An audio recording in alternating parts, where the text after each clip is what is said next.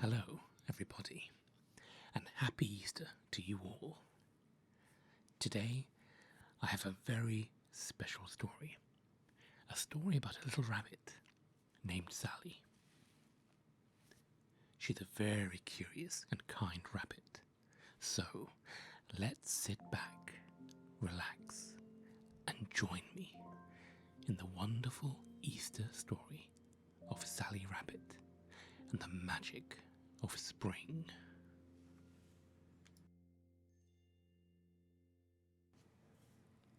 Once, in a quiet corner of the world, where the hills rolled gently and the skies always seemed kind, a little rabbit named Sally stirred beneath a blanket of moss and dried petals.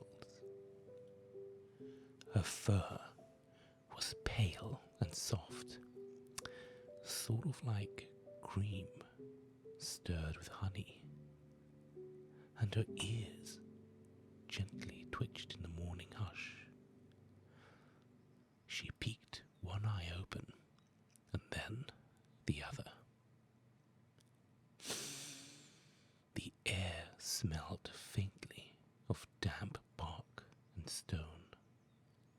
It should have smelt of green things, of growing things, but it didn't. Outside her burrow, the ground was still the colour of sleep, grey, brown, and dull, without even the tiniest whisper of green. Sally sat up slowly and blinked into the breeze. Where there should have been soft grass beneath her paws, there was dust.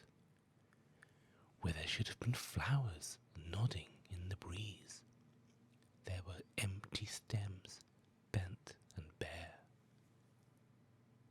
She tilted her head and squinted up into the trees.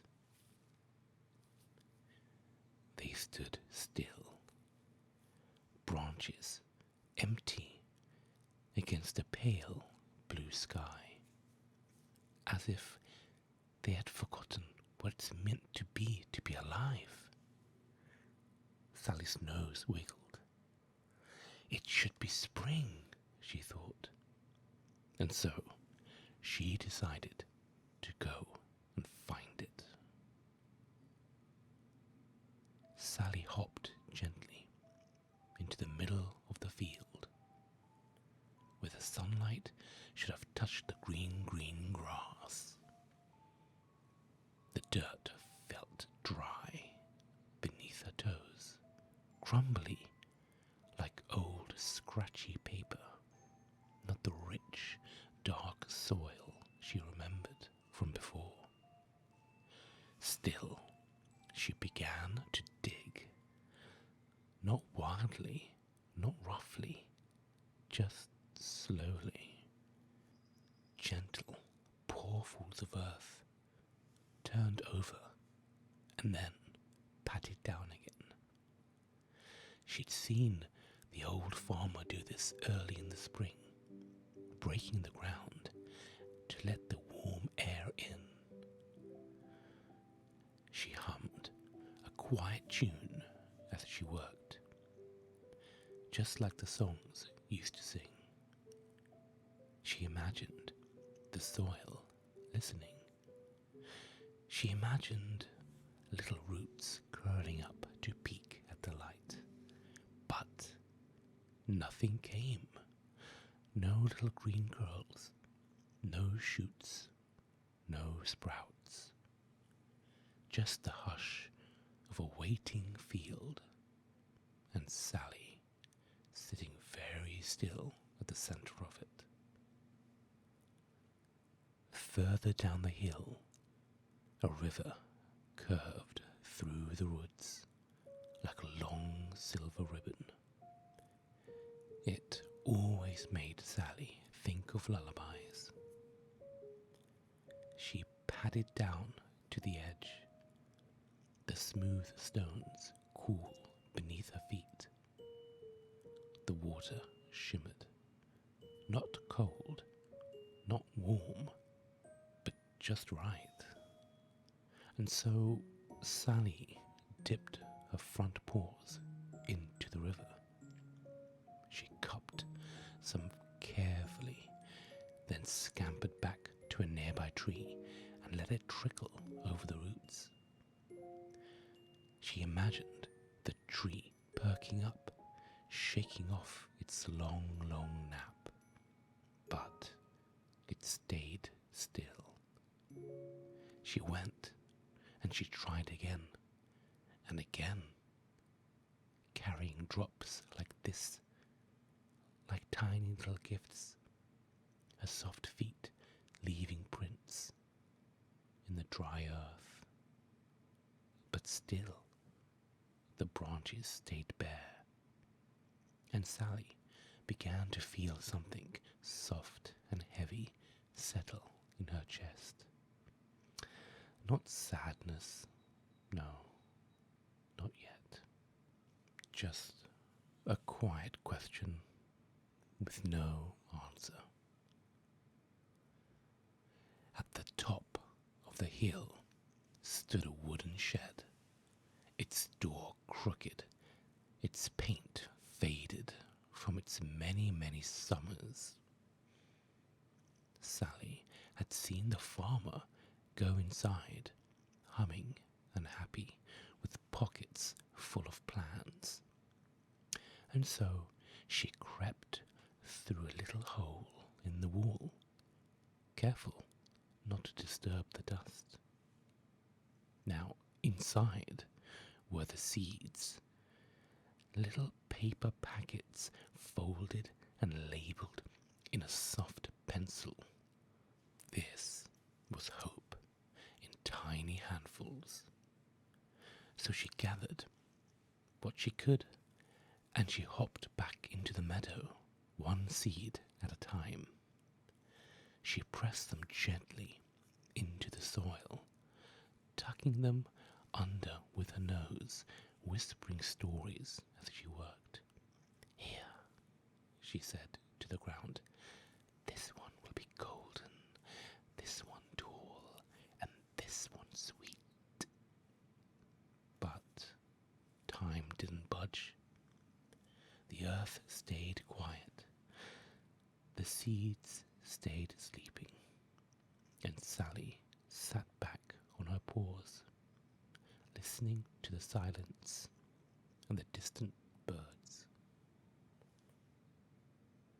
Her legs were tired. Her paws were dusty. Her whiskers drooped just a little.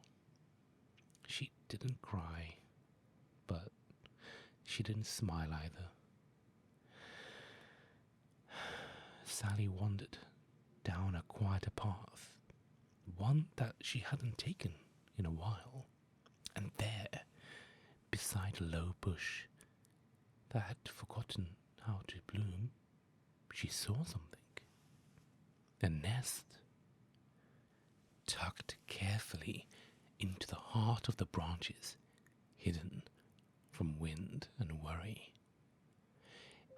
It was woven from grass and fur, lined with soft feathers, and inside it were 3 pale blue eggs. They were round, smooth, and very, very still. Oh, they looked cold.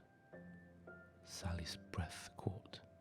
She moved slowly, gathering little handfuls of leaves and little twigs and brushing them into place around the nest.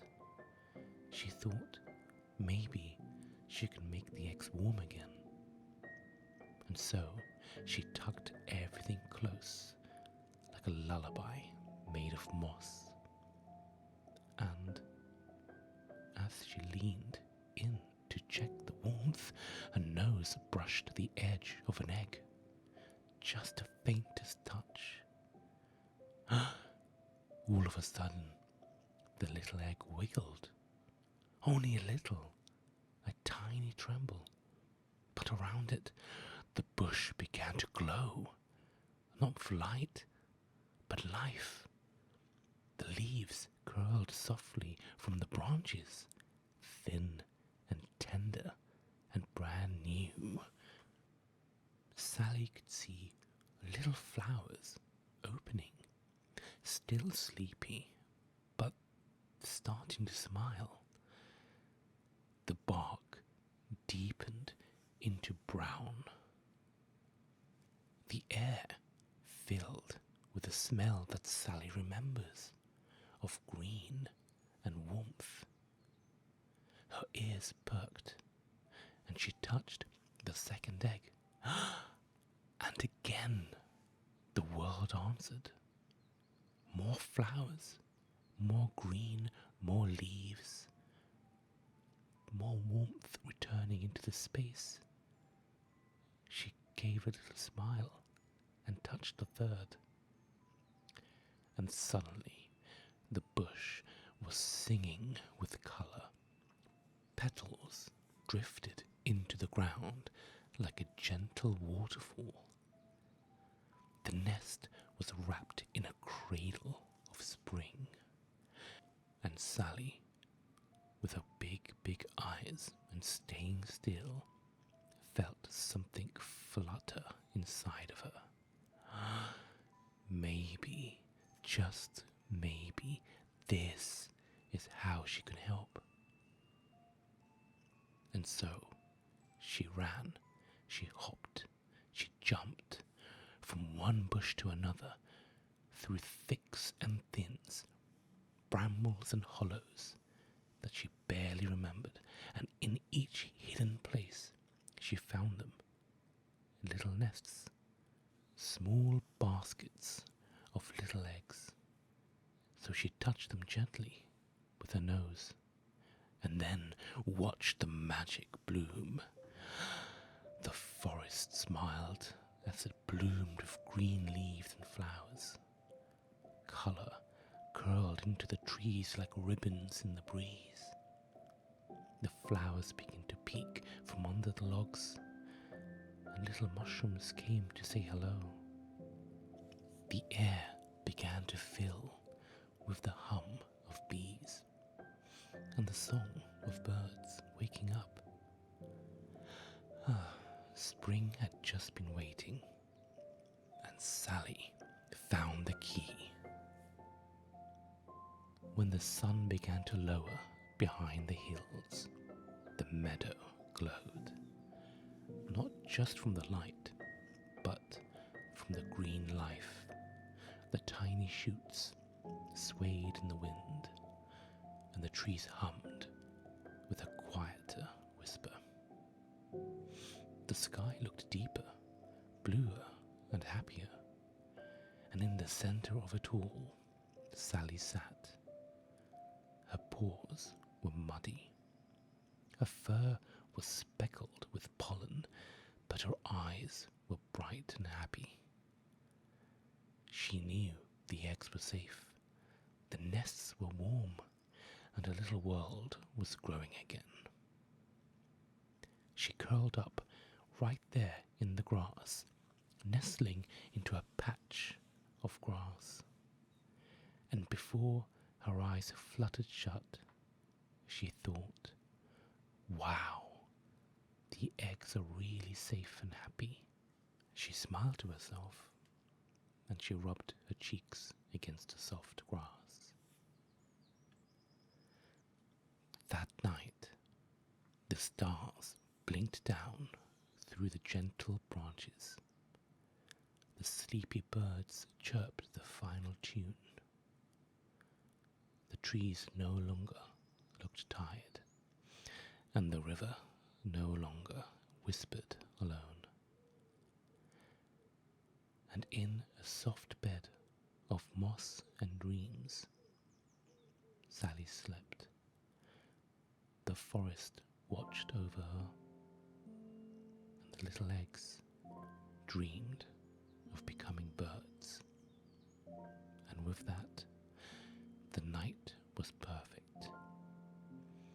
Sally was looking forward to meeting all of her new friends. She was happy. And now she closes her eyes and goes to sleep.